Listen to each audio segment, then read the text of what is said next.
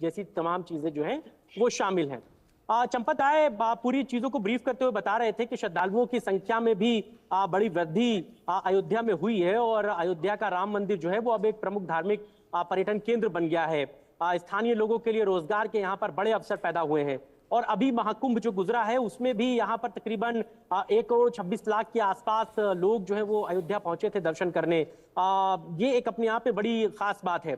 चूंकि ट्रस्ट का जो वित्तीय रिकॉर्ड है वो कैग के द्वारा ऑडिट किया जाता है और राम मंदिर ट्रस्ट का जो गठन है वो साल 2020 में हुआ था फरवरी में और 5 सालों में सरकार की तमाम एजेंसियों ने ट्रस्ट में लगभग 396 करोड़ रुपए का भुगतान किया है। और अगर मैं ये तो ट्रस्ट के द्वारा दिए गए खर्चों का ब्यौरा है, इसके अलावा अगर राम मंदिर के ट्रस्ट की कुल अगर खर्च की मैं बात करूं तो अब तक करीबन 2150 करोड़ रुपए ट्रस्ट जो है वो खर्चा कर चुका है। कैसे खर्चा किए हैं ये भी समझिए कि जब राम जन्मभूमि बन रही थी तब उसके नक्शे के लिए 5 करोड़ रुपए का भुगतान किया गया। जमीन का जब रजिस्ट्रेशन कराया गया तो फीस रेवेन्यू टैक्स के लिए लगभग 29 करोड़ रुपए चुकाए गए। इसके बाद 10 करोड़ रुपए का बिजली का बिल का भुगतान हुआ। राज्य निर्माण निगम जो है राम मंदिर ट्रस्ट की ओर से करीबन 200 करोड़ रुपए का उसको काम दिया गया कंस्ट्रक्शन का। और पिछले 5 सालों में जन्मभूमि तीर्थ ट्रस्ट की ओर से करीबन 150 करोड़ रुपए का बिल्कुल मोहम्मद शबाब जो है कह सकते हैं कि बड़े स्तर पर जो है लगातार राम मंदिर के माध्यम से जो आम लोगों को लेकर बात करें, आम व्यापारी को, छोटे व्यापारी को लेकर बात करें, चाहे सरकार को लेकर बात करें, हर किसी को फायदा होता हुआ नजर आ रहा है। विनोद जावल जी का रुख कर लेते हैं। विनोद जी, मैं आपसे समझना चाहूंगा, जिस तरीके से लगातार हम देखते पढ़ते सुनते हैं कि जो मंदिर मठ प्रतिष्ठान इस तरीके के होते हैं, जो धार्मिक जगहें होती हैं, वो टैक्स फ्री रहती हैं, उन्हें टैक्स नहीं देना होता, तो ये किस तरीके से राम मंदिर के द्वारा सरकार को टैक्स दिया जा रहा है, एक बार मैं आपसे समझना चाहूंगा ये पूरा। नमस्कार, जय श्री राम। देखिए, ऐसा है अभिषेक जी, इसमें टैक्स आयकर की छूट मिलती है सभी संस्थाओं को और जीएसटी में किसी तरह की कोई छूट जो है कोई ऐसी धार्मिक संस्थाओं को नहीं दी गई है। हालांकि धार्मिक संस्थाएं इसके लिए डिमांड करती रही हैं।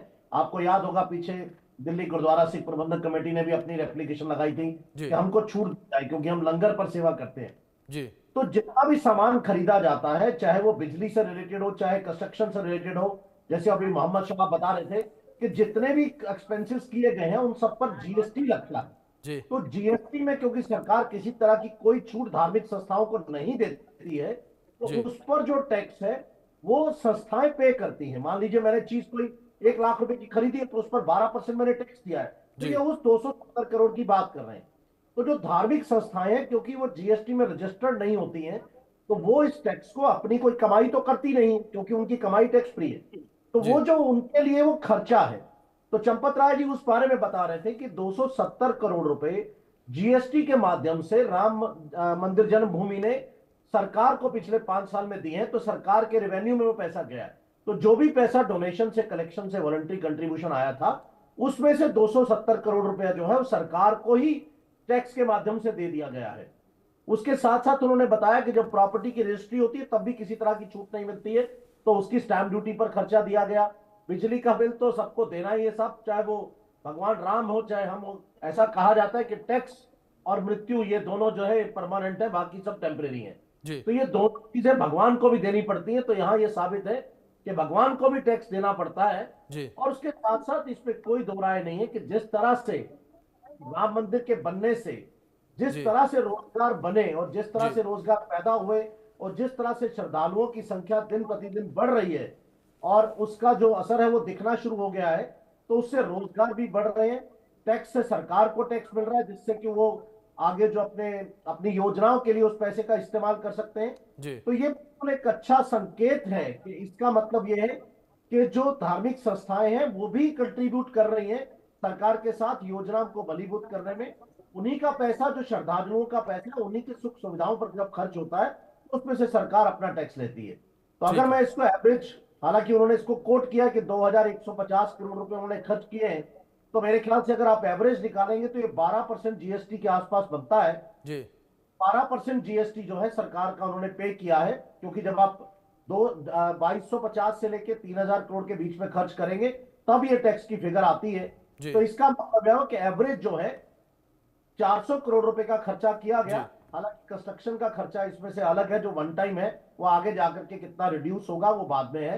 अदरवाइज बाकी का जो है, जो बाकी पैसा दिया जाता है। इसके साथ उन्होंने कहा कि लेबर सेस पर दिया गया है, लेबर सेस है, किसी तरह का टीडीएस भी अगर काटे हैं तो वो भी सरकार को दिया। तो जिन लोगों ने राम मंदिर के लिए काम किया, भले ही वो आर्किटेक्ट रहे हो, चाहे मेरी तरह को सेवा देने वाले चार्टर्ड अकाउंटेंट्स हो, चाहे वो आपके बिल्डर्स हो, उनका टीडीएस काटा गया और उससे सरकार जो है वो पैसा कमाती बिल्कुल है। विनोद जी, जाहिर तौर पर बड़े पैमाने पर कर अदायगी की गई है। अब देखना यह होगा कि जिस तरीके से बड़े पैमाने पर कर अदायगी की गई है तो इस कर अदायगी के माध्यम से अयोध्या का विकास किस तरीके से होता नजर आएगा। फिलहाल विनोद जी, बहुत शुक्रिया आपका जुड़ने के लिए और अपना कीमती वक्त इंडिया न्यूज को देने के लिए।